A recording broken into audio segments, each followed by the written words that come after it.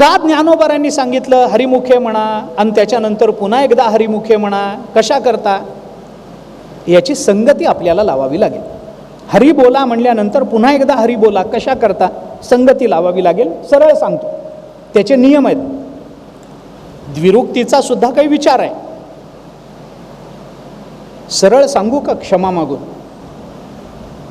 तुम्हाला राग येणार नसेल तर बोलतो, नाही तर सोडून द्या. तुम्हाला नाराज करून मला प्रवचन पूर्ण करायचं नाही.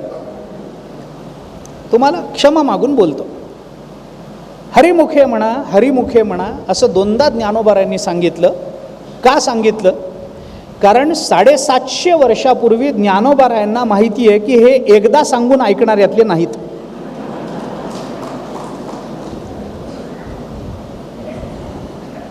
एकदा सांगून यांना जमत नाही हे ज्ञानोबारायांना तेव्हा माहिती होतं. नाथ महाराजांनी विचार केला, तेव्हाचा काळ नंतर आता तरी बदलला असेल, तर नाथ महाराजांनी समाजाकडे बघितल्यावर त्यांनाही असं वाटलं की हे अजूनही बदलले नाहीत, म्हणून त्यांनी तीच द्विरुक्ती केली, हरी बोला, हरी बोला. त्यांनाही कळलं एकदा सांगून ऐकणाऱ्यातले हे नाही आहेत. हा गमतीचा भाग झाला, विनोदाचा भाग झाला. मी जरा अतिपरिचयात विनोद केला, सोडून द्या, पण गांभीर्यानं घ्या. नंतर सोडा, पण आत्ता काय सांगितलंय ते गांभीर्यानं घ्या. एकदा सांगून आम्हाला कळत नाही. 12 वर्ष गुरुच्या घरी राहिलेला श्वेतकेतू वडिलांकडे आल्यानंतर वडिलांनी त्याला तत्वमसी या महावाक्याचा 9 वेळेला उपदेश केल्याचं वर्णन उपनिषदामध्ये आहे. श्वेतकेतूला उद्दालकांनी उपदेश केला. तत्वमसी महावाक्य आहे, त्याबद्दल बोलायचं नाही आत्ता. महावाक्य आहे. किती वेळेला सांगितलं? 9 वेळेला. कुणाला? मुलाला. कोणता मुलगा?